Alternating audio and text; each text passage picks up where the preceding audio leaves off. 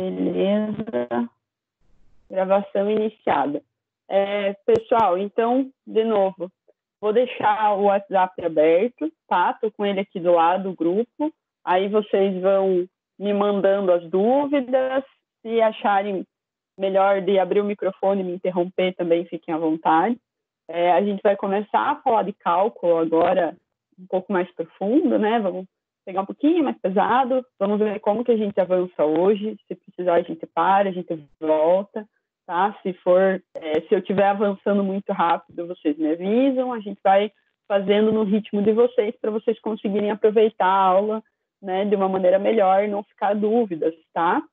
Em que a gente precise ir um pouco mais devagar, né, em relação aos cálculos, já que a gente não tem esse contato presencial, que seria, que facilitaria, né, para responder essas dúvidas que às vezes vão surgindo, tá? Então, sintam-se mais à vontade nessa aula, principalmente para ir perguntando lá, não entendi essa conta, não entendi esse valor, que aí eu vou respondendo, né, vou voltando no que vocês sentirem dúvida, porque fica difícil para eu sentir o que vocês estão entendendo ou não, se vocês não se manifestarem, tá? Eu acabo continuando sem ver, né? Então, vão me parando no que vocês tiverem dificuldade, tá? Então, nós vamos iniciar aqui a unidade 3, beleza? Estamos na seção 1 da unidade 3 e vamos começar falando de capacidade de carga de fundações diretas. Então, lembrando lá das nossas outras aulas, as fundações diretas são aquelas que, em contato com o solo, né, vão passar as cargas, vão distribuir as cargas da edificação para o solo, principalmente pela base. Então, vão ser as nossas sapatas, os blocos, os radies e os tubulões também vão entrar nessa conta aqui, tá? Então, hoje a gente vai começar falando de capacidade de carga e a gente vai falar um pouco mais especificamente das sapatas nesse primeiro momento. E aí, na aula que vem também, a gente conversa um pouco mais sobre as sapatas para falar de geometria e tudo mais. Hoje a gente vai falar de carga da fundação, tá? Então, para começar aqui, falando dessa... Segurança contra o coronavírus. Oi.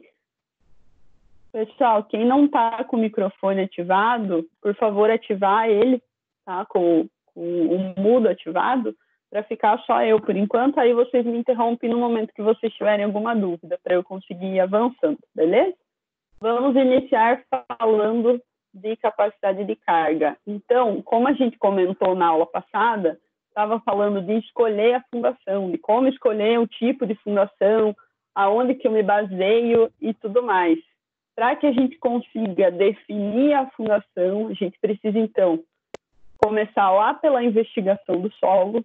Aí a gente vem, depois que eu conheço o solo, para escolher o tipo de fundação, se eu tenho como trabalhar com uma fundação rasa, né, que seja superficial, ou eu preciso partir para uma fundação profunda. E aí, pessoal, escolhendo o tipo de fundação, eu vou testar essa fundação. Como que eu vou testar? Eu vou eu vou analisar como que essa fundação vai atuar em conjunto com o solo. Então, nós vamos analisar elemento estrutural, a fundação, o concreto armado dela em si, e vamos ainda somar com uma previsão do comportamento do solo. Como vocês sabem, a previsão do solo é o quê? Difícil, porque o solo, né, é muito instável, as suas variações são muito grandes, ele não é um material homogêneo, não é um material completamente contínuo, a gente analisa o que a gente consegue, desde a mecânica dos solos lá no começo, né? Eu conheço o solo e vou trazendo teorias sobre ele, mas isso pode causar instabilidade em alguma situação específica? Sim. O que a gente faz? Tenta prever ao máximo o comportamento dele, o mais próximo que a gente conseguir, para evitar situações extremas, né? E para que essas pequenas deformações que venham a acontecer para frente não influenciem de uma maneira tão grande assim na nossa estrutura, né? De maneira a degradar ela por completo e tal. Que sejam deformações pequenas e que a estrutura se mantenha íntegra, tá? Então, para falar dessa análise do elemento estrutural e para prever o comportamento do solo, nós vamos conversar sobre a capacidade de carga, tá? O quanto que o meu solo e o quanto que a minha estrutura de fundação, meu elemento estrutural aguentam. E aí a gente vai falar de tensão admissível, que seria a tensão que a gente vai utilizar nos nossos cálculos para não chegar nesse momento de ruptura, tá? A gente sempre o quê? Pensa na segurança para que eu não chegue no colapso completo. Então, a gente utiliza para os nossos cálculos a chamada tensão admissível, beleza? Vamos nos conceitos teóricos primeiro, daí a gente conversa sobre os cálculos em si, tá? Então, o que vai ser a chamada capacidade de carga? Essa tensão de ruptura é o momento onde o meu elemento estrutural vai romper, ou ainda é o momento onde o meu solo vai romper. Os dois vão ser tensões de ruptura, para que eu consiga pensar na minha fundação como um todo, para que eu consiga prever o comportamento geral desse material, eu preciso levar em conta a tensão de ruptura do solo e a tensão de ruptura do meu elemento. A gente vai juntar isso quando nós estamos falando de capacidade de carga de fundação. Aqui, pessoal, eu trago para vocês uma primeira fórmula que seria em relação ao rompimento do elemento, como se aquele elemento estrutural de concreto armado se rompesse. Então, a tensão de ruptura que vai acontecer na fundação, tá? Tensão de ruptura da fundação. Espera aí, deixa eu mudar minha carinha aqui. Ai. Tensão de ruptura da fundação, tá? Vai ser uma relação entre a carga que vem do pilar, que vem e está presente naquele pilar, né, que vem da edificação, dividido pela área da base da minha fundação. Aqui a gente já está conversando, né, utilizando um exemplo de fundação rasa, que seria a sapata, mas vai valer para os outros tipos de fundação rasa também. Então, é esse parâmetro aqui que a gente vai comparar a hora que a gente estiver falando de capacidade de carga na fundação. A gente vai considerar o solo, vai ver como que ele trabalha, vai ver se eu tenho conteúdo sobre ele, vem os ensaios lá da investigação geotécnica, e aí eu vou comparar com o quê? Com essa ruptura da fundação, para que nenhum nem outro aconteça, para que a gente não chegue num estado, o meu solo se rompa ou aonde a minha fundação se rompa, tá? Então, a gente trabalha com tensão, né? Fórmula clássica de tensão, força sobre área. A força que vem do pilar, a área da base que vai receber essa carga que vem do pilar. E aí, para sapata, né? Para bloco, para elementos rasos,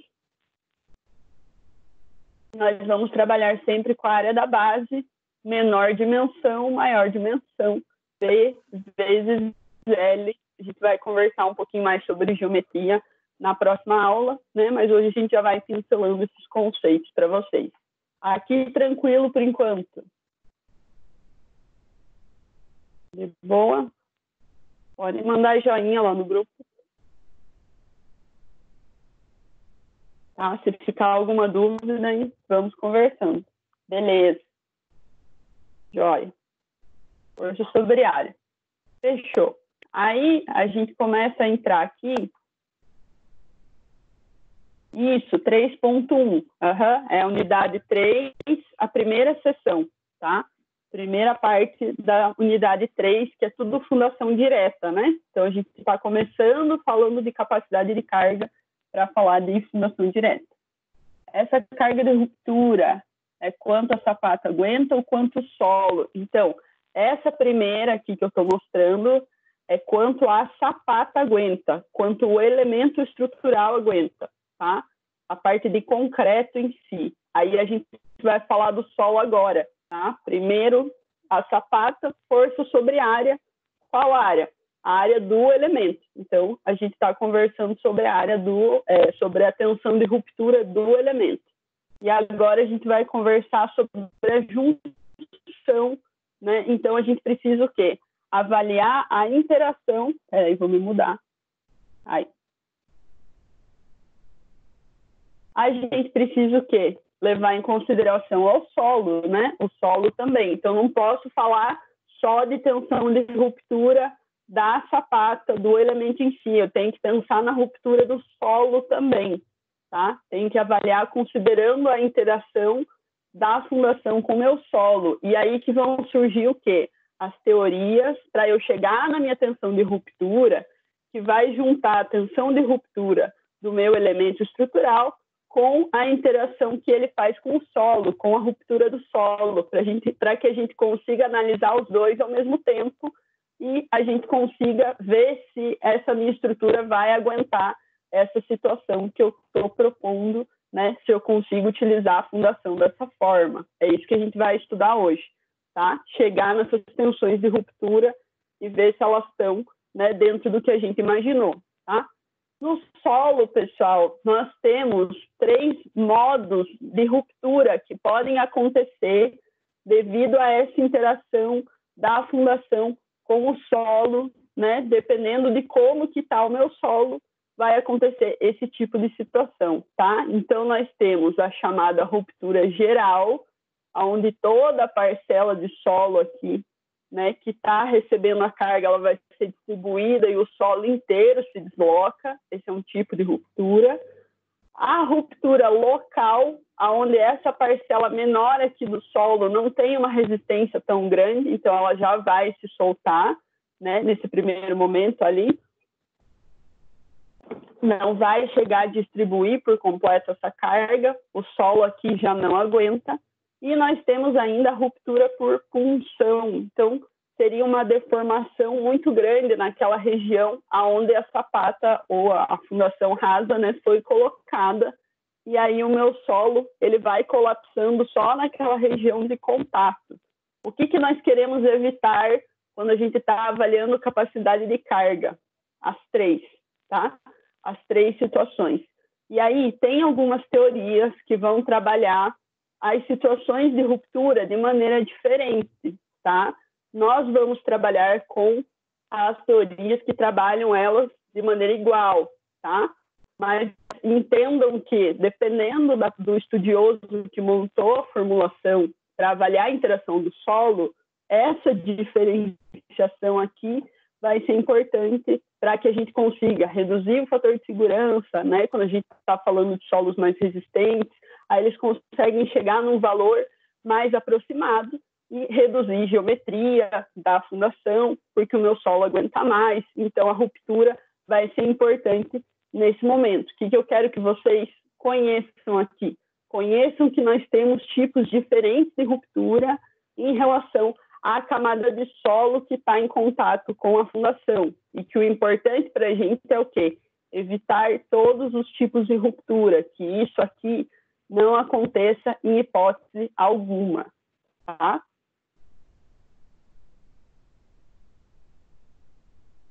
Beleza por enquanto? Vamos lá.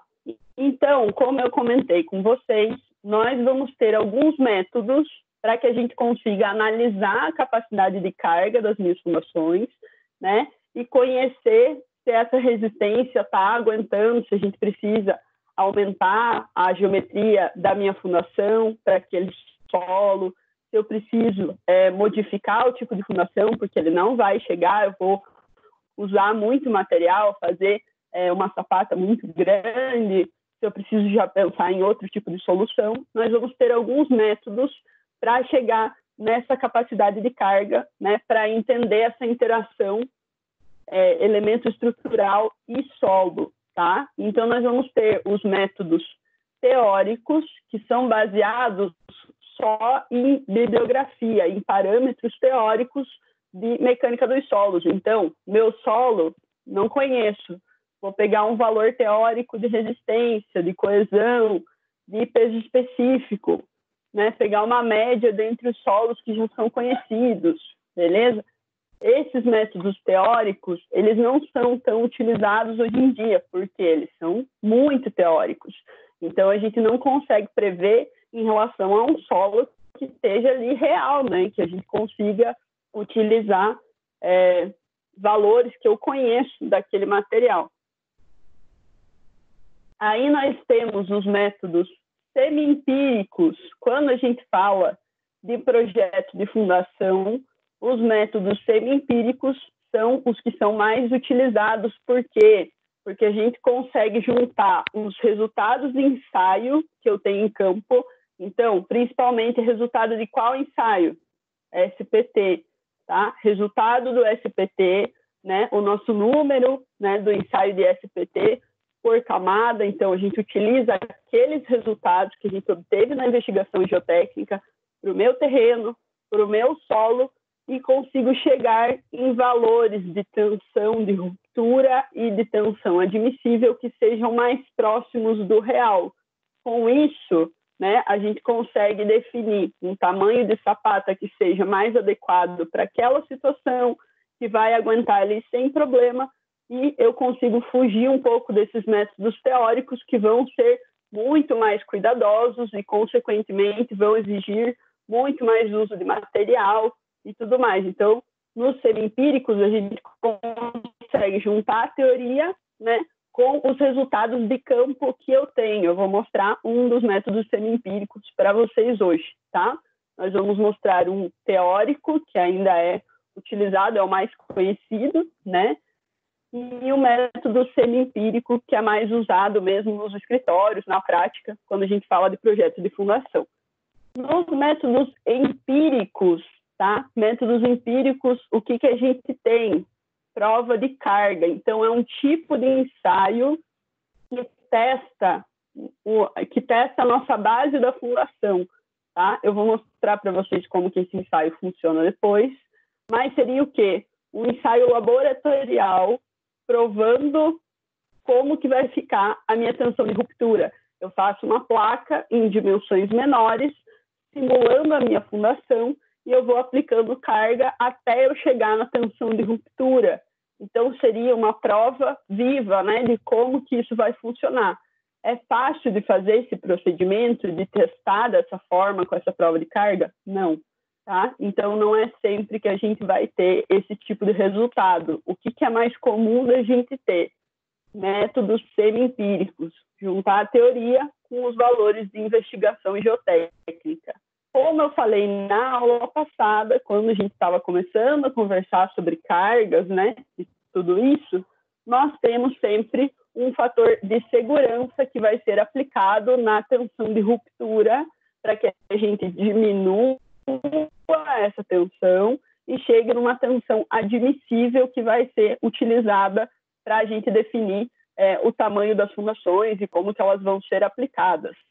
Esse fator de segurança para os métodos teóricos e para os métodos semi-empíricos também é de 3, tá? Então, esse é o nosso fator de segurança padrão que a gente vai utilizar para encontrar a nossa tensão admissível, que é o que a gente quer para utilizar a fundação.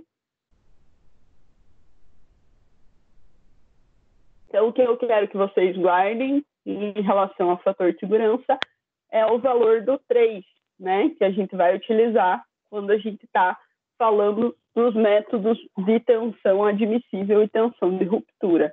Eu encontro a tensão de ruptura, que é a tensão onde quebra o solo, onde a minha fundação se quebraria, não funcionaria mais, e eu reduzo essa carga utilizando esse fator de segurança para eu fingir que ele resiste menos, para que eu tenha uma segurança, né, de que nunca vai chegar na possibilidade de romper essa estrutura.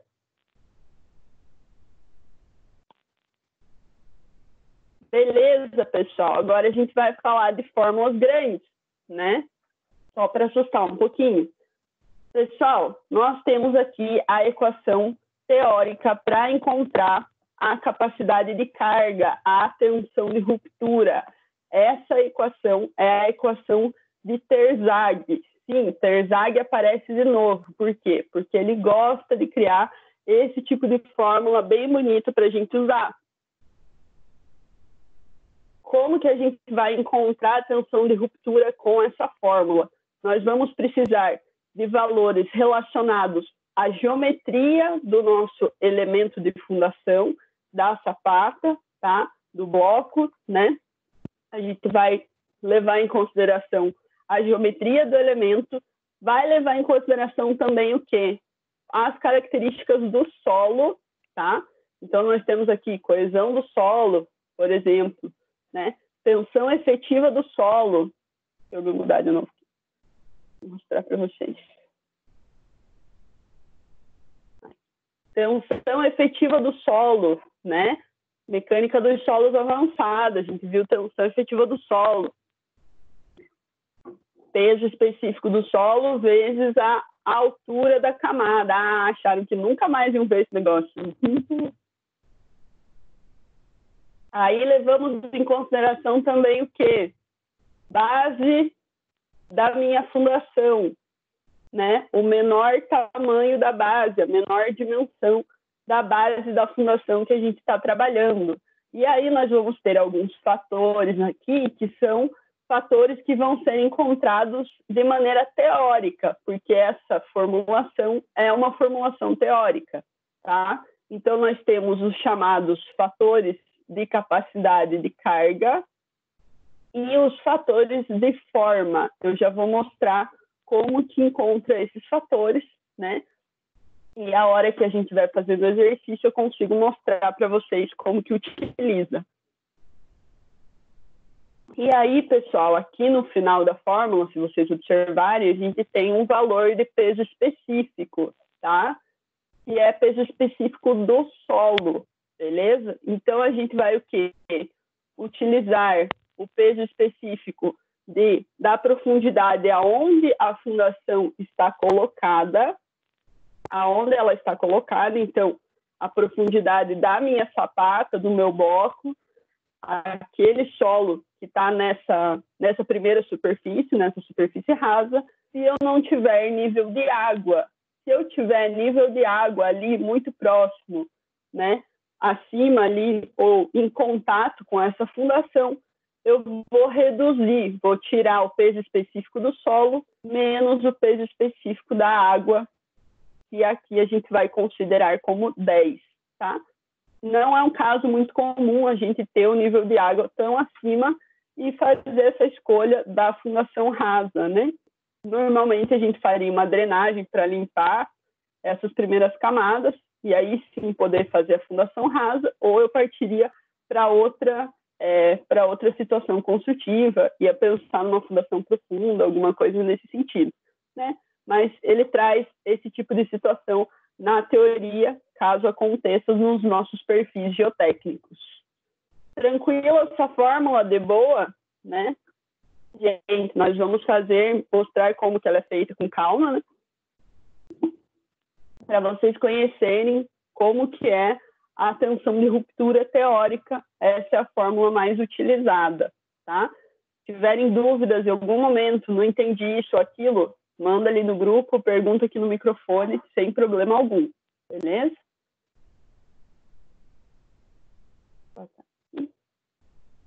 Aí, pessoal, para encontrar os fatores de capacidade de carga, a gente tem um ábaco, que é esse gráfico aqui. O que eu preciso para encontrar os meus valores? Eu preciso só do ângulo de atrito do solo, tá? Lembra que a gente tinha, né, lá na matéria de mecânica dos solos, tem o ângulo de atrito entre os grãos do solo. É esse valor que eu vou precisar para encontrar os fatores de capacidade de carga que vão na fórmula anterior. Então, eu vou achar NC, que vai ser essa curva aqui, vou achar NQ, que é essa curva aqui, e vou achar N gama, tá? Que é essa pontilhada aqui. Dependendo, né, de qual é o meu ângulo de atrito, eu venho aqui e encontro os valores correspondentes, tá? De capacidade de carga, desses fatores de capacidade de carga que vão ser utilizados para encontrar a tensão de ruptura aqui, né? Fatores de capacidade de carga. Então, eu encontro eles com esse ábaco aqui, tá? E aí, os fatores de forma vão depender da geometria que eu quero para minha sapata, tá? Quando a gente está falando de fatores de forma, eu tenho que pensar na geometria. E aí eu venho aqui e eu pego os meus valores de fatores de forma, SC, SQ e S gama, tá? Então, nós temos a quadrada aqui, circular, na retangular a gente tem, né, uma formulação para encontrar esses valores, né? Na sapata corrida, que seria embaixo de um elemento de vedação, né? Uma sapata um pouquinho diferente, a gente teria os valores de 1 para todos esses fatores de forma. Aonde que eu utilizo esses fatores? Aqui nessa fórmula também. Então, nós temos sempre meios teóricos de chegar na resposta para essa tensão de ruptura, tá? Que está correlacionando tanto a geometria do meu elemento estrutural quanto os valores de um solo aqui teórico, né? Então, vai trabalhar com essa interação. Beleza por enquanto? Só na hora do exercício que dá dúvida.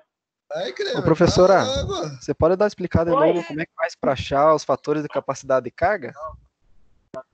Capacidade de carga, sim. O que a gente vai fazer na parte de capacidade de carga? Vocês vão encontrar o ângulo de atrito do solo, tá? E aí, dependendo do solo, ele pode ser um valor teórico mesmo, né? Dependendo do tipo de solo, tem alguns ângulos de atrito que são padronizados por bibliografias para ele. Então, vamos dizer que o meu solo tem um ângulo de 10 entre os grãos. E aí eu venho aqui, eu vou pegar a reta do 10 e vou transpor ela até eu atingir as curvas. E aí eu vou encontrar os 3 valores, cada valor em uma curva, tá? Na primeira curva aqui, essa mais cheia, né? Nós temos NC. Então, eu vou vir aqui, 0, aqui seria 5, NC vai ficar em torno de 6, 7. Pego NC. Aí, venho para cá, segunda curva, vai me dar NQ, que é o outro fator. Para o de 10 aqui eu tenho 0, aqui seria 5, 2, 2,5, tá? Seria um valor bem, né, mediano ali. Então, eu utilizo essa graduação de baixo e utilizo a linha do ângulo de atrito, tá? E aí, para o terceiro aqui, N gama, eu viria aqui na linha do 10, eu vou ficar no 0. Então, meu N gama é igual a 0, tá? Então, depende do ângulo de atrito do solo, a gente vai encontrar esses fatores encostando em cada curva. Ok, Deu obrigado. para entender? Tranquilo, obrigado. De nada. Beleza? Pessoal, e aí para eu chegar na minha tensão, né, admissível, como eu falei para vocês, a gente não pode trabalhar com a tensão de ruptura, porque ela não é a tensão com que eu trabalho normalmente com elemento estrutural. Eu tenho o quê? Um fator de segurança que me protege para que eu não chegue no caso mais extremo, para que eu fique, né, numa tensão antes disso, para que eu tenha fissuração, mas não chegue a romper, para que a estrutura em si me avise que eu preciso fazer uma manutenção. Então, a gente sempre aplica nessas tensões de ruptura, que são tensões extremas, onde ia chegar no colapso, um fator de segurança. Então, com aquela fórmula, eu encontrando a tensão de ruptura, eu vou utilizar, né, dividir pelo meu fator de segurança para que eu reduza a proporção dessa tensão de ruptura, para que eu finja que o meu elemento resiste menos, para que eu finja que a minha fundação vai se colapsar antes, né, e para que eu nunca chegue nessa situação, porque eu estou considerando uma situação anterior, né? Uma carga um pouco menor. Qual vai ser o meu fator de segurança aqui para chegar na tensão admissível? Aquele valor de 3 que eu pedi para vocês guardarem lá inicialmente, tá? E aí, pessoal, para eu chegar na tensão admissível, se eu tenho ensaios realizados no meu solo, não faz sentido eu utilizar essa formulação teórica se eu conheço o meu solo, né? Eu preciso utilizar esses valores para eles me auxiliarem de alguma forma, tá? Então, nós temos um tipo de método para encontrar a capacidade de carga, para chegar na tensão admissível, que é baseado nos valores do ensaio do SPT, que é aquele ensaio que a gente vem conversando desde os primeiros dias de aula, né? Que é um ensaio mais difundido aqui no Brasil, que a gente utiliza para entender o que está acontecendo com o solo. E aí, pessoal, a gente entra nessa formulação aqui, tá? Que substitui toda aquela fórmula que a gente conversou antes, que era teórica. Essa fórmula aqui vai nos dar o mesmo resultado, né, de valores, tá? Vai dar diferença entre os valores? Sim, porque lá é teórico, essa aqui está com os resultados práticos. É um método semi-empírico, tá? Tem uma formulação, mas eu tenho resultados práticos sendo utilizados, tá? Então, vai dar uma diferença, mas o resultado final, né? Qual é o tipo de tensão que chega? É a mesma tensão admissível para a minha fundação interagindo com o solo. E aí, o que eu vou levar em consideração aqui, tá? Vou levar em consideração os valores, os números NSPT, beleza? Na profundidade, qual profundidade? Do meu bulbo de tensões. Nós vamos conversar um pouquinho sobre isso, vou mostrar para vocês como que funciona, tá? Vamos falar sobre qual número que eu utilizo e em qual situação. E aí, essa parte aqui está relacionada com a tensão do solo. O que aqui está relacionado com a tensão do solo. Então, vejam, de toda aquela fórmula que vem lá do Terzagh, essa fórmula super grande, né, que depois de eu achar a tensão de ruptura, eu ainda preciso dividir pelo fator de segurança para daí eu chegar na tensão admissível.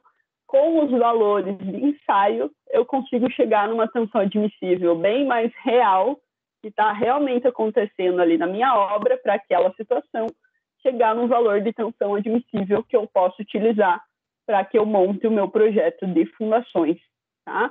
E aí, os nossos valores de NSPT têm que estar dentro desse arranjo para que essa fórmula funcione, tá? Vou mostrar para vocês qual o valor que a gente vai utilizar. E esse valor de Q, a gente leva em consideração a tensão do solo que vai estar trabalhando ali na profundidade da minha fundação. Ah, eu preciso dividir por 3 aqui? Não. O fator de segurança de 3 já está embutido na equação. Então, quando eu trabalho com esse tipo de método, com o método semi-empírico, eu já estou encontrando a tensão admissível. O fator de segurança já foi utilizado e eu tenho um trabalho a menos, né? Não preciso fazer essa divisão, já está reduzida essa carga, beleza? Veja como é bem mais simples, né? Se eu tenho a investigação do solo realizada, e vocês vão ver como que fica bem mais próximo de valores reais em si do que o valor teórico, né? Fica muito maior nessa tensão.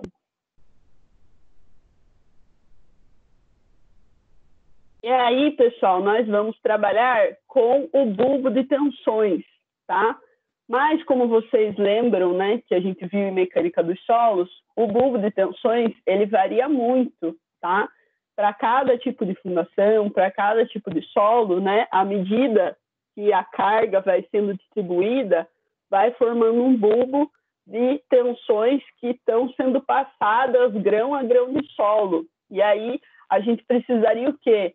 Compreender essa profundidade, entender como que esse bulbo de tensões funciona, aonde que ele acaba. E aí fica difícil, porque no solo é tudo muito heterogêneo, vai mudando, o solo não é contínuo, né? Então, a gente teria muita variação. Para que consigamos fazer os cálculos de tensão admissível, para que a gente consiga levar esses valores em consideração, para o bulbo de tensões, nós vamos simplificá-lo. Como que a gente simplifica?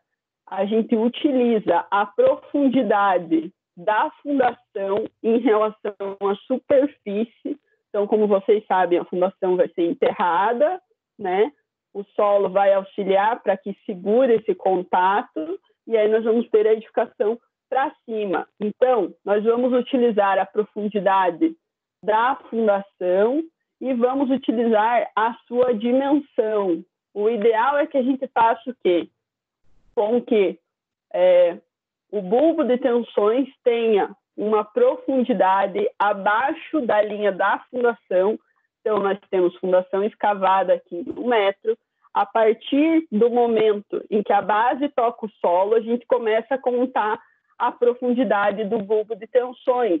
Essa profundidade vai ser de quanto? É uma simplificação, tá? Vai ser 2 vezes a menor dimensão da base da sapata, ou seja, 2 vezes o B. O B que a gente estava utilizando lá no começo para fazer a tensão de ruptura pelo método teórico. O mesmo valor de B, a menor dimensão da nossa sapata, nós vamos multiplicar por 2. Essa vai ser a profundidade do bulbo de tensões que vai ser considerada, né, nos nossos cálculos. Então, por exemplo, aqui a gente teria o quê? Uma profundidade de bulbo de tensões de 2 metros. Foi de -1 para -2, 1 metro, mais 1 metro, de 2 para 3, 2 metros.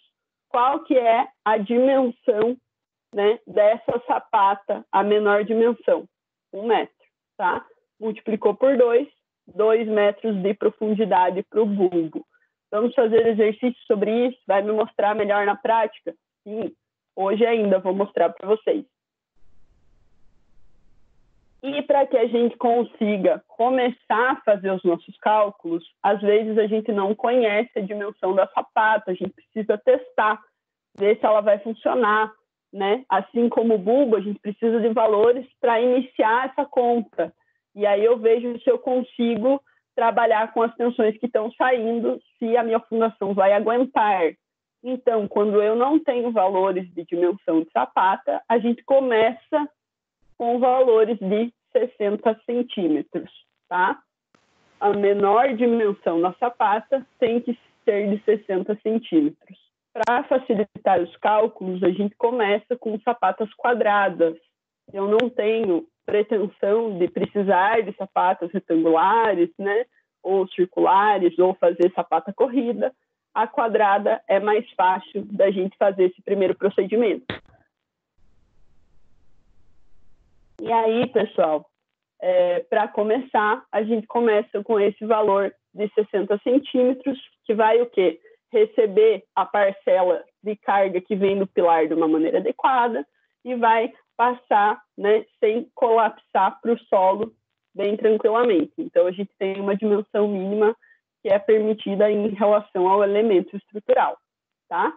Estou falando muitos conceitos teóricos aqui, a gente já vai entrar na prática para vocês entenderem como que funciona. Antes disso, eu preciso falar do ensaio de prova de carga. Como eu falei para vocês, a gente tem métodos teóricos, baseados só em teoria, né, em valores que estão em livros e tudo mais, o que a gente pensaria sobre o terreno. Aí a gente falou do método semi-empírico, que junta uma fórmula pronta com os valores de investigação geotécnica do solo, os valores de SPT, e aí, se eu tiver valores de ensaio feitos em laboratório, onde eu coloco uma placa similar ao tamanho, né, da base que eu teria no meu terreno em si, vou aplicando uma carga, rompo essa placa para eu entender a tensão de ruptura que aquele elemento teria, aí eu pego essa tensão e ela me auxilia a chegar numa tensão de ruptura que seja mais real, aí eu consigo o quê? Reduzir o meu fator de segurança para 2. Só nessa situação que a norma nos permite, quando eu tenho ensaio em laboratório simulando a fundação. Se eu não tiver isso, a gente usa o fator de segurança 3. Se eu tiver isso, eu consigo chegar num valor mais aproximado do real, né? E aí eu não preciso ter tanto cuidado em relação ao fator de segurança, porque eu vou ter o valor de como realmente iria acontecer, tá? Como a gente está falando aqui, né? As tensões aplicadas no ensaio, a gente teria o quê? Um gráfico de tensão, que viria da prensa, vezes deformação. O que é a deformação quando a gente fala de fundação? Deformação é recalque, tá? É o que? Aquele rebaixamento do solo, né, que vai acontecer devido à carga que está sendo pressionada ali, né, na superfície do solo, então que vem da nossa edificação. Por que o recalque acontece? Várias causas, né, podem levar ao acontecimento do recalque. Então, fazer um processo de drenagem pode movimentar os grãos do solo e acabar rebaixando? Sim. O nosso solo ter uma tendência de deformar muito rápido, uma composição arenosa, por exemplo, isso também. Se a gente fizer escavação em áreas próximas, pode acabar movimentando aquele maciço que estava ali paradinho, e aí ele reduz de comprimento, né? Ele aumenta de comprimento e reduz de altura. Tem esse rebaixamento? Sim. Se eu tenho camadas muito heterogêneas abaixo daquela primeira camada e elas vão se movimentando, posso ter rebaixamento? Sim. Se as minhas cargas que eu tinha previsto inicialmente mudam e aí eu tenho uma carga que não foi prevista para aquela fundação, vai causar recalque, com certeza. Se eu tiver métodos de cálculo para o projeto estrutural ou para o projeto de fundação imprecisos, que não cheguem, né, tão próximo do real, pode levar a um recalque excessivo que eu vou observar? Sim. Como a gente sabe, o recalque ele é meio inevitável. Ele vai acabar acontecendo independente do que a gente faça, pelo menos em alguma instância. E aí o ideal é que a gente o quê? Preveja o que pode acontecer com esse solo, né? E analise aqui também quando a gente fala de fundações. Como que a gente analisa, pessoal? Nós vamos analisar diferentes tipos de recalque e como que eles trabalham com a fundação já montada, tá? Então, que vem lá de mecânica dos solos é o chamado recalque total ou absoluto. É o valor de S. Que seria o quê? O rebaixamento só naquele elemento de fundação, tá? Só naquela situação ali. Se eu considerasse, por exemplo, só o ponto A, aí aquele recalque, né? A fundação A é o recalque total que iria acontecer. Mas, quando a gente está falando aqui de fundação, a gente já começa a pensar em deformação no geral. A gente começa a pensar em relação a toda a edificação. E aí, nós falamos de conceitos como o recalque diferencial ou relativo. O que é o recalque diferencial relativo? Ele vai levar em consideração a modificação, a deformação que acontece entre dois pilares, duas fundações diferentes, né? Dois elementos de fundação diferentes.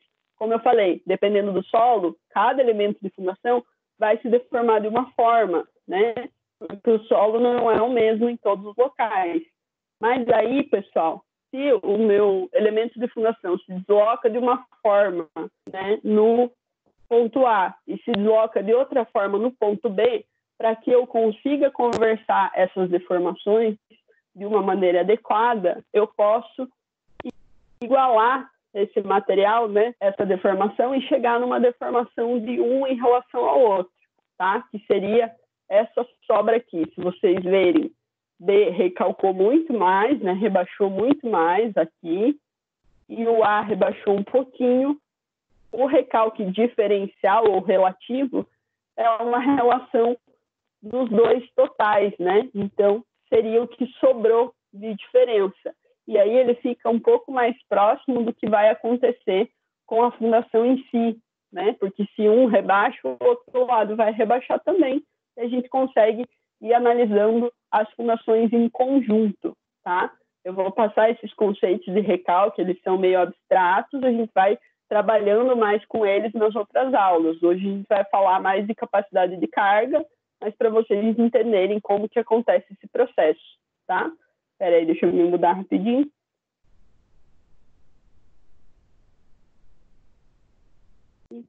Beleza. E aí, pessoal, nós temos o último conceito em relação a essas deformações, que é a distorção angular ou o recalque diferencial específico. O que vai acontecer com essa situação? Ele vai ser uma razão, ou seja, uma divisão entre esse recalque diferencial, que está juntando a deformação, né, de dois elementos ali, e vai considerar ainda a distância entre eles, tá? Então, vai chegar ainda mais próximo do que realmente vai acontecer na prática, né, de como que vai se deformar esse material. Então, ele considera a distância L aqui entre os dois elementos para levar em consideração essa deformação, tá? Em relação a deformações, a recalques, aqui alguma dúvida?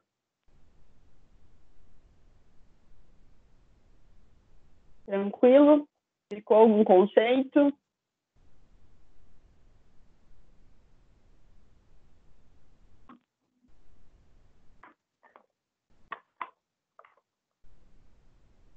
Então, lembrando, pessoal, o recalque que a gente calculava e conversava lá em mecânica dos solos seria esse primeiro aqui, o recalque absoluto, só para um elemento. Aqui a gente já está começando a conversar sobre levar em conta a deformação, né, comparando elementos de fundação. Então, comparando duas sapatas, tá? Comparando duas estacas, como que essas deformações vão se conversar. Porque se a gente tem, né, uma igualdade ali de solo, mesmo terreno, não é só um elemento de fundação que vai se deformar, são todos. Então, a gente começa a conversar sobre uma coisa mais comparativa entre eles, tá? Beleza? Ficou tranquilo? Se surgir dúvida, podem voltar, não entendi, e ela já passou, não tem problema, eu volto, beleza? E aí, pessoal, a gente vai entrar aqui. Tá. Para que a gente chegue nos valores de recalque, tá? Eu tenho uma fórmula de recalque baseado na teoria da elasticidade, beleza? Então, para eu encontrar esses valores de recalque, esse seria o valor de recalque absoluto para uma fundação. Eu posso trabalhar com uma fórmula teórica, que é a teoria da elasticidade. O nosso solo é elástico? Quando eu tiro a deformação, ele volta? Não 100%. Então, essa teoria funciona de maneira bem real, né? Analisa exatamente o que vai acontecer na realidade? Não. É um auxílio para que a gente consiga chegar em valores de deformação de uma maneira mais simples. E aí eu consigo utilizar o quê? A tensão que está sendo aplicada que vem da fundação e está sendo aplicada no solo, utilizo de novo o valor da base, né, da minha sapata ali, do meu elemento de fundação, beleza? Aí eu vou utilizar coeficiente de Poisson do solo, porque a gente está levando em consideração essa deformação elástica, onde o solo voltaria se eu tirasse a deformação. Aí entra também módulo de elasticidade do solo, dependendo do solo vai ter um valor para isso, já vou mostrar para vocês. E o fator de influência, esse IP, que também vai depender de como que está ocorrendo, né, no meu solo e na minha fundação. Então, é uma fórmula para que a gente chegue nesses valores de deformação, né, considerando o tipo de fundação que está sendo utilizada, considerando os valores do solo, caso a deformação fosse elástica. Como eu falei, nós utilizamos fórmulas teóricas para tentar se aproximar do que realmente vai acontecer. É difícil, é complicado quando a gente fala de solo chegar no que realmente vai acontecer. tá? O que a gente tem que fazer? Tentar prevenir, conhecer o máximo que a gente puder, tentar se aproximar ao máximo para evitar situações extremas. E aí está aqui, ó, para vocês, quais são os valores que a gente utiliza dependendo de como que está o meu solo e a minha fundação. Então, para os valores de módulo de elasticidade, eu entro aqui dependendo de qual é o meu tipo de solo. Essas tabelas, pessoal, estou mostrando aqui para vocês, né? Elas não estão 100%, estou vendo aqui para mim também não está 100%, mas elas têm no livro didático também, e tem no meu PDF lá, de uma maneira mais, está aparecendo melhor. Tá? Só quero mostrar da onde que a gente tira aqueles valores. Então, módulo de elasticidade depende do solo, coeficiente de posição do solo, e aí nós vamos encontrar os valores de fator de influência, dependendo da forma da sapata, da geometria desse elemento de fundação. Então, a gente consegue chegar nesse recalque, né? E aí a gente consegue comparar os recalques de cada sapata com aquele recalque diferencial e com a distorção angular, que considera a distância entre dois elementos de fundação, tá? Então, é o quê? Depois que a gente encontra a sapata, a gente começa a falar de deformação e pode fazer essas comparações para ver se eu vou ter uma deformação muito grande e aí eu preciso pensar em alguma solução para isso, tá? Por enquanto, tranquilo? Aí, pessoal, nós vamos ter os limites, tá? Aqui são limites teóricos que a gente analisa quando eu consigo encontrar esse recalque diferencial. Então, quando eu comparo as deformações, eu posso vir numa tabela como essa teórica e ver se eu estou dentro de um limite, num recalque tranquilo, ou se o meu recalque está muito grande e tal. É difícil que a gente chegue num recalque muito exacerbado, a não ser que a gente esteja trabalhando com solo que seja muito deformável ali nas primeiras camadas. Então, dependendo da edificação, a gente vai ter um limite de recalque. Essa imagem também tem lá no livro de vocês, tá? E a gente consegue trabalhar. Se eu fugir disso, eu posso pensar em alguma solução, né? Para que eu consiga reduzir essa deformação e que ela não fique tão exacerbada. Beleza? Tranquilo. Agora vamos entrar nos exercícios, tá? Vou passar esse aqui bem com calma, a gente vai bem tranquilo, e a gente sente como que vai ficar para o próximo. São só 2, tá? Primeiro, a planta dos pilares enviada pelo engenheiro estrutural para a construção de um almoxarifado indica cargas de 12 toneladas força. A sondagem demonstra solo superficial com resistência compatível e, pela limitação de acesso de máquinas grandes que seriam necessárias para fazer uma fundação profunda, por exemplo, a melhor solução são as sapatas. Como a gente conversou na aula passada, o ideal é que a gente sempre tente trabalhar com as fundações rasas e só vá para as fundações profundas quando o meu solo não permitir, quando eu tiver uma situação que eu não consiga trabalhar com as fundações rasas. O que a gente tem que fazer nessa situação? Estimar a cota de apoio das sapatas, aonde que elas vão estar colocadas, e a sua tensão admissível, tá? Então, a gente tem um perfil geotécnico, que foi obtido através do ensaio do SPT. Então, eu tenho os valores de NSPT aqui, tenho as minhas cotas, tenho os valores de peso específico do solo, 16, 17, 18, para cada camada um peso específico, isso é uma característica do solo, e aí a gente vai encontrar o que o exercício nos pede, beleza? Então, vamos lá. Primeiro, a gente não tem uma sapata definida, não tem uma geometria definida. O que eu vou fazer? Vou adotar uma geometria para eu conseguir começar o exercício. Porque sem a geometria, sem o valor da menor dimensão, eu não consigo, né, encontrar valores de profundidade da sapata, eu não consigo trabalhar com isso. Então, o que a gente vai utilizar? vai começar com uma sapata quadrada, vou utilizar a dimensão mínima, 60 centímetros, 0,6 metros, para que eu consiga, beleza.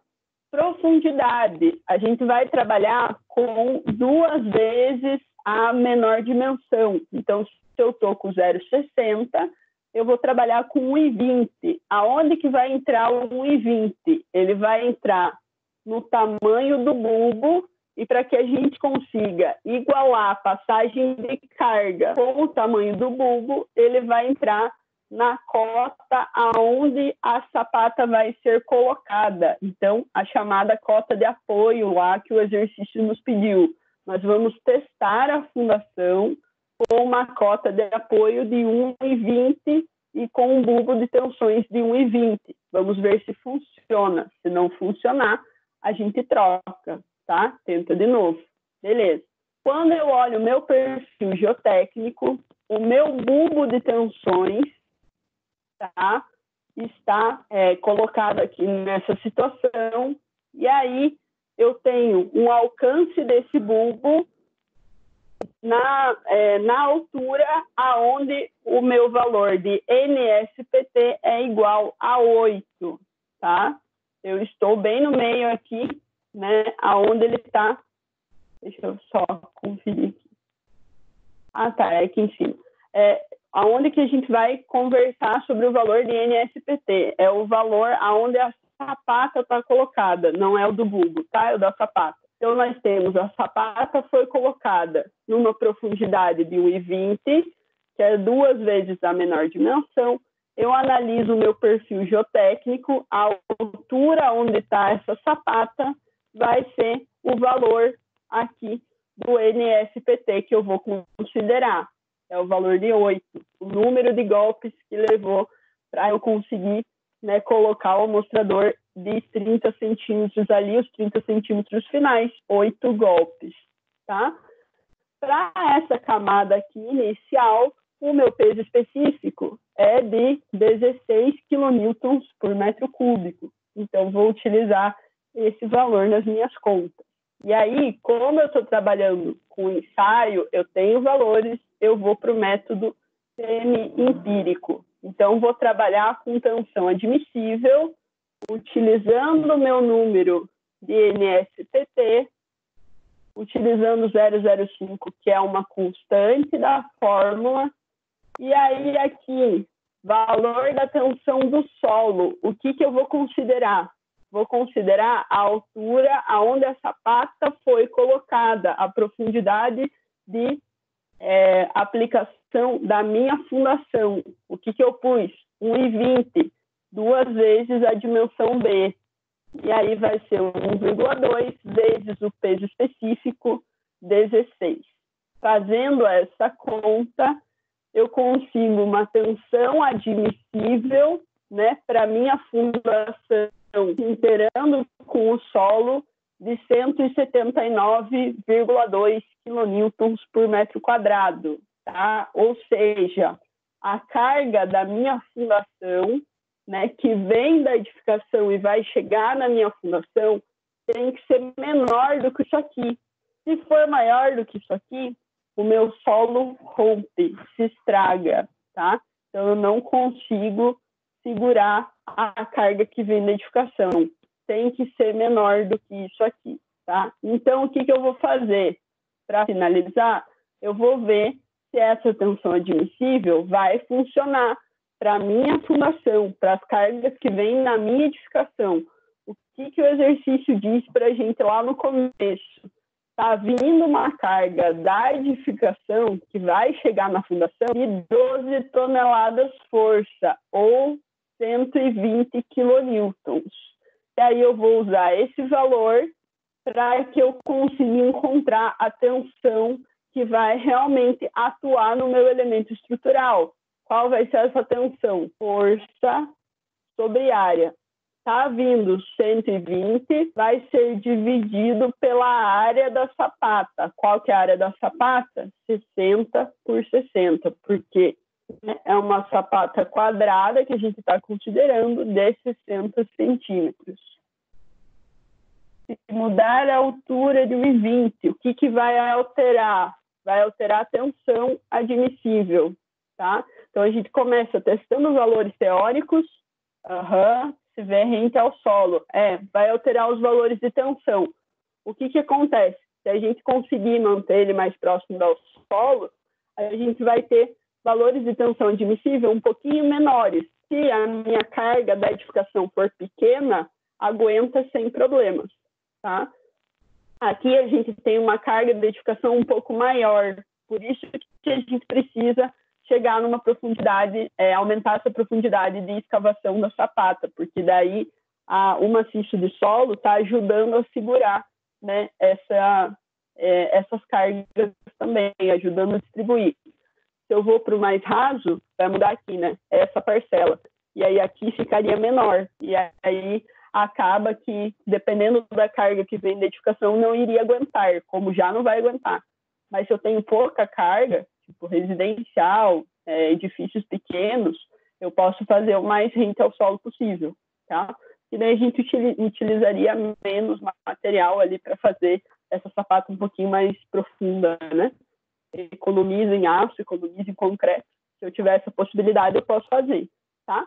Aqui no nosso caso, quando vem a carga lá que vai chegar na fundação, né, que é esse 120 que vai estar atuando na sapata, ele vai gerar uma tensão de 333.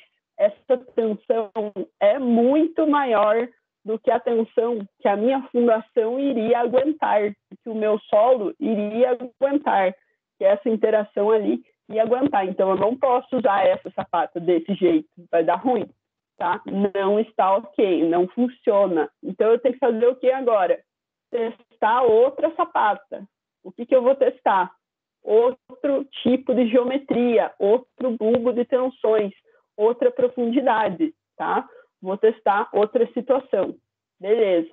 Eu vou utilizar agora um valor de B de 80 centímetros, ainda para uma sapata quadrada, tá? Então, 80 centímetros.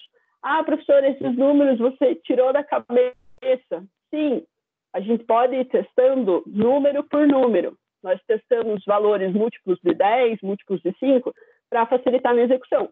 Mas se eu quiser ir testando a rodo, eu posso fazer esse procedimento. Testar desde o começo lá, as primeiras profundidades, né? Começar nos 60, mais isso, 65, 70, 75, posso fazer esse procedimento.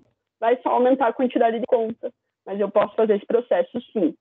Beleza, pessoal. Agora a gente vai comentar sobre a segunda situação, 80 centímetros. Aí eu vou trabalhar com a profundidade que vai ser colocada na minha sapata e com a profundidade do bulbo de tensões. Aí eu aumentei para 2 vezes o 0,80, vai dar 1,60 metros. 1,60 metros, eu ainda estou na camada que tem peso específico de 16. Cuidem com o peso específico da camada. Lembra lá, cada camada tem um peso específico. Se eu estou com camadas com pesos específicos diferentes, eu tenho que considerar os pesos específicos diferentes. Senão, o meu pensamento fica errado, tá? Não é o mesmo solo, são solos diferentes. Aqui a gente está com o mesmo por enquanto. E aí nós vamos entrar aqui na parte do NSPT. E aí o exercício me confundiu de novo. Então, vamos voltar e vamos fechar o pensamento, né, da maneira correta. O que a gente tem que analisar quando a gente fala do SPT? Tem que analisar o bulbo, pessoal. Era aqui que eu estava tentando lembrar como que funciona. Aonde que o meu bulbo de tensões está localizado? Porque o bulbo de tensões faz parte do processo de distribuição das cargas da edificação. Então, eu tenho que considerar ele como parte da minha fundação. Então, a gente considera onde que ele está chegando. Lá na primeira parte, ele estava aqui na parcela, né, de 8, tá? Ele estava aqui, era 6, aqui já era 8, para baixo já começa o 12. Aqui nesse processo, nessa segunda parte, né, ele já está entre os dois ali, já está quase chegando no 12, está entre 8 e 12. Então, a gente considera as duas situações e vai fazer uma média, beleza? Sempre considere a profundidade do bulbo de tensões, aonde que ele está chegando. Então, aqui nós vamos 8 mais 12, que é o próximo, né, aonde está atingindo, somos 2, divide por 2, porque são 2 valores, tá? E aí vai me dar um número, um NSPT de 10. Então, quando a gente está em camadas onde nós temos um valor de ensaio diferente, a gente faz uma média considerando a profundidade do bulbo de tensões. Tá? Desculpa ter falado errado lá antes, mas é a profundidade do bulbo, beleza?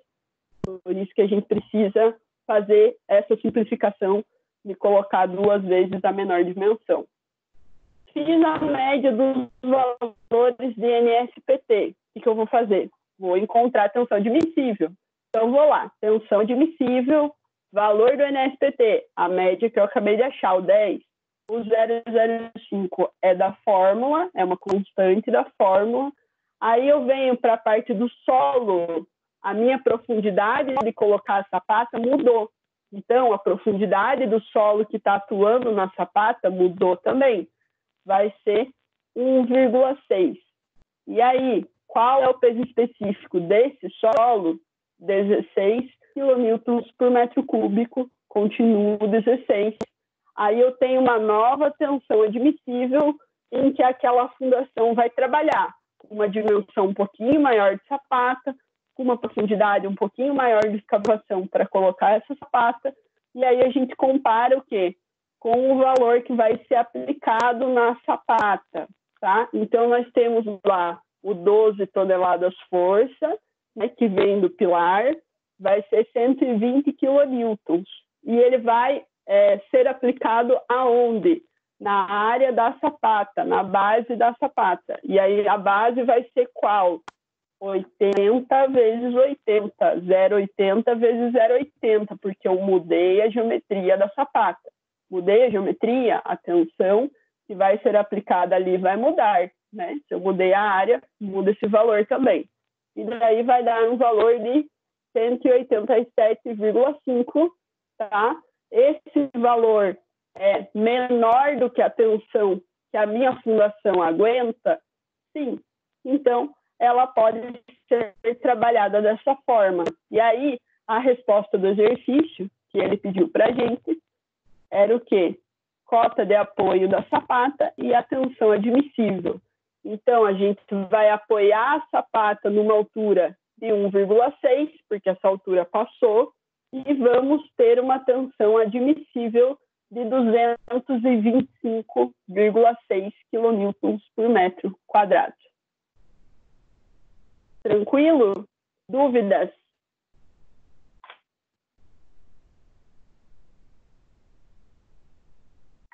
Aproveite, meu povo.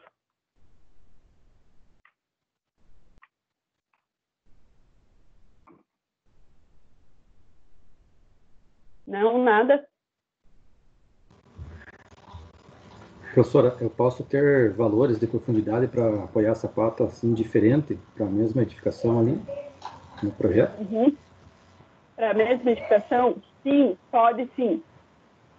O comum é que a gente tente padronizar para que todas elas aguentem da mesma forma, né? Para que sejam a mesma geometria, para que sejam escavações iguais, que daí ficaria mais fácil para execução em si. Mas se eu não conseguir isso, se eu precisar fazer profundidades diferentes, eu posso fazer profundidades diferentes. Posso fazer geometrias diferentes, tá? Qualquer situação assim, a gente conseguiria trabalhar com isso. Não deveria levar... Ah, beleza. Peso específico da segunda camada, vamos ver lá. Vou estar lá no começo. Ainda não. A gente está aqui no 100. Ele só vai mudar a partir do 98 para baixo, tá? A gente não chegou a atingir, né, o 98 na camada de solo que vai acima da fundação, tá? A gente considera essa camada de solo que está acima da fundação, enterrando ela. O NSPT, explico de novo sim. Então, a camada de solo, o peso específico que a gente considera é o que está exatamente acima da fundação aqui. Então, se eu chegasse no 98 para baixo, aí sim eu consideraria os dois pesos específicos, né? Por enquanto, a gente não chegou a mudar de camada ainda. A gente estava só nessa primeira aqui, tá? Não chegamos a mudar, beleza?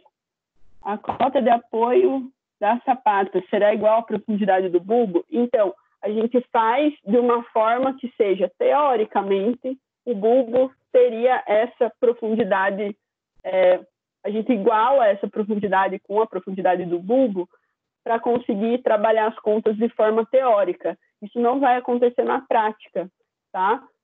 Essa igualdade aqui é mais uma montagem teórica que a gente faz de igualar essa profundidade com a profundidade do bulbo. Se eu quisesse reduzir a profundidade da minha sapata, da escavação, eu poderia, por exemplo, trabalhar com 1 metro aqui, e aí eu consideraria o bulbo em relação à dimensão da sapata, tá? Então, em relação ao 0,8 ali, para a gente chegar num valor um pouco maior, considerar um pouco mais como o bulbo acontece. Eu posso mudar esses dois valores. Aqui ele montou igual para ficar um pouco mais fácil na hora de montar o exercício, mas eu posso sim ter valores diferentes em relação a isso, tá? O bulbo é relacionado com a geometria da sapata, então a gente pega a menor dimensão, o 0,80 multiplica por 2, esse é o nosso bulbo. Aqui ele colocou a profundidade igual para facilitar, né, no processo de cálculo em si, mas eu poderia reduzir essa escavação, colocar 1 metro, por exemplo, meio metro, poderia. É só testar, ver se vai funcionar, beleza? Ficou tranquilo essa? Se tiver mais dúvida, não sei se fica bem explicado. Beleza, tá. Deixa eu ver o que mais. Vamos falar do... Sempre tiro a média entre as camadas? Sim. Vamos falar do NSPT. Então, o lance é assim, pessoal, o que vocês têm que observar? A hora que vocês montarem o bulbo de tensões, tá? Ele vai dar numa certa altura, beleza? Então, se vocês observarem aqui, ele deu nessa altura. Aí, o que eu levo em consideração?